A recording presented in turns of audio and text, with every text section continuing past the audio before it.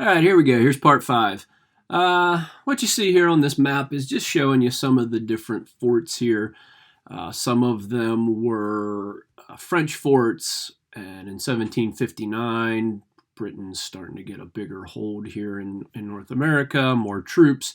Remember, the French troops and supplies were basically cut off when they took Louisbourg and they couldn't come in the Gulf of St. Lawrence anymore. So, like Fort Le Boeuf up here by Erie, that was a French one. The British take that. Fort Niagara, the British take that. Ticonderoga and William Henry are English forts. Now, the British are able to take Fort William Henry. This is the last of Mohicans' fort. They're able to take that back from the French. Oswego they take from the French. So they're starting to win by 1759. See what we got here now. Okay, I'm going to show you a little bit of a clip here from the War That Made America again. This is a PBS clip here. And they're going to show you the battle at Quebec. Okay, French controlled Quebec, the capital of New France up in Canada. Wolfe grows desperate. He has fallen victim to fever, and so have his soldiers. By summer's end, a third of his army is unfit to serve.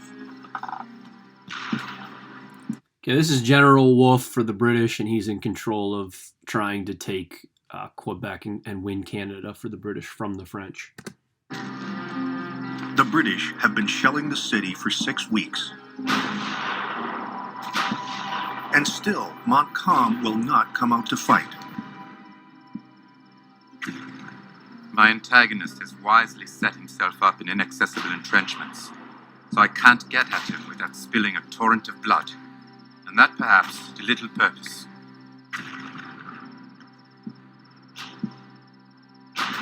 Wolfe believes he may soon die, and fears his failure to act will bring him disgrace. Finally, so General Montcalm is the French general and the highest one in North America. He was the one that took Fort William Henry from the British in the Last of the Mohicans. All right, so Wolfe is going to find a secret little path here. Now, we talked about Quebec earlier in the year when we talked about New France, and it's a strategic city because it's on a river and it's on a peninsula. Three sides or two sides of the triangle are surrounded by the river, and it's a pretty wide river. It's almost a mile wide. These pictures don't show it good justice. And it sits up on some high cliffs. So it's a really defensible city, okay? But General Wolfe is going to find a secret sort of passageway up over the mountains, and you're going to see he does a pretty daring thing here with his troops. September, his attention is drawn to a path leading up steep cliffs to the plains just west of Quebec.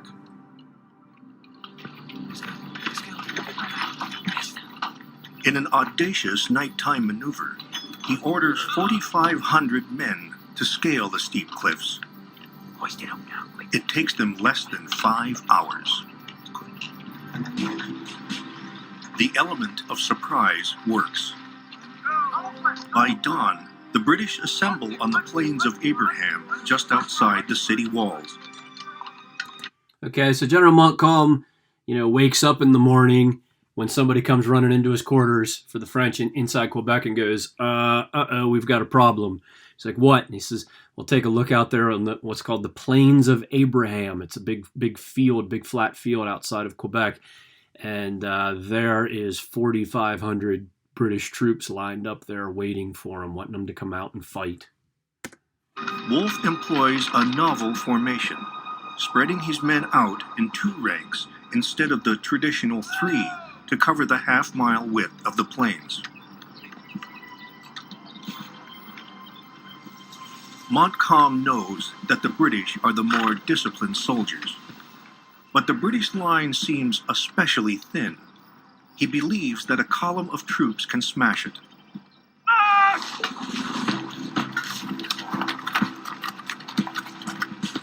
It's a classic European battle that will depend on the skill and precision of each side's infantry. So remember that European etiquette of warfare. Line up in straight lines in the field, march your guys towards each other, shoot a bunch, stab each other with bayonets, and whoever has the most people left at the end that didn't die is the winner. Okay, so these guys, Wolfe and Montcalm, are like traditional European generals, and they figure, hey, why, if we're going to go out in this and we're going to, fight to the death, let's do it European style and try to do that one last time. But as the French advance, order breaks down. Their line becomes ragged. We had not gone 200 paces before the left was too far in the rear and the center too far in front.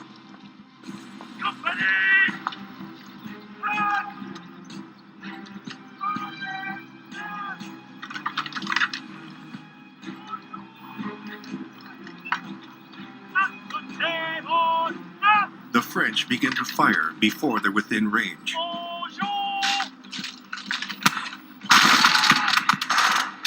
The British do not flinch.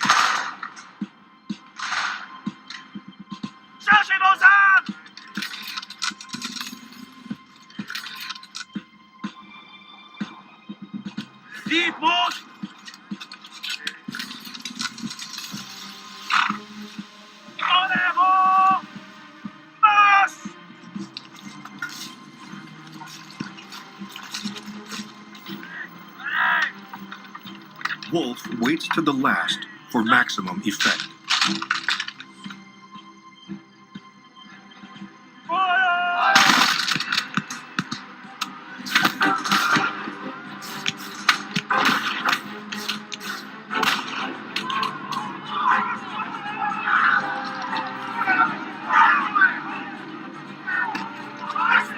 The British attack is overwhelming.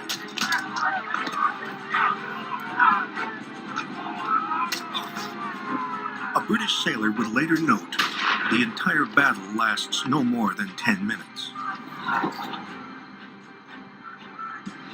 Decimated, the French flee back to the city. 4 days later, they surrender.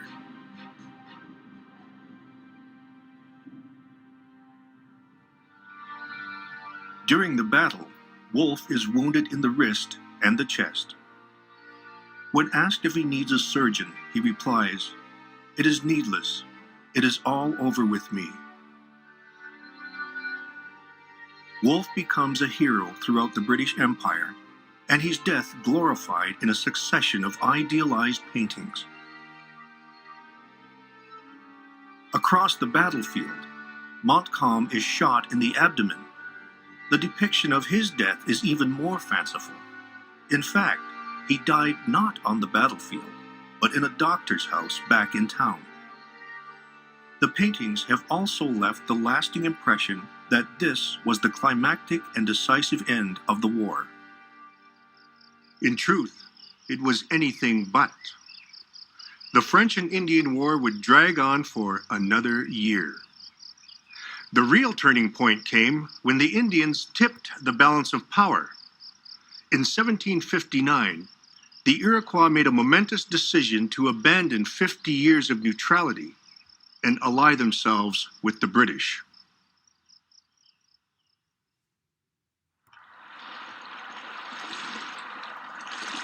In the summer of 1760, Britain prepares to take the last French holdout at Montreal.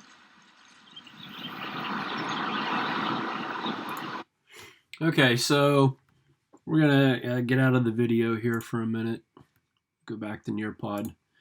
Okay, so Wolfe is able to take Quebec. All right, so there's that you see. The battle on the Plains of Abraham outside of Quebec. Okay. A year later, September of 1760, the British are able to take Montreal. That's basically the last big holdout of the French here in Canada. And after the British are able to defeat them there after a couple months of battles, the French basically signed papers handing over their land claims in Canada to the British then. Okay, and it doesn't take too much longer after that for things to fall apart. So we come back, we'll see about the last little thingy here that kind of ends the French and Indian War here in North America. Okay, so that was part 5. We'll come back for 6.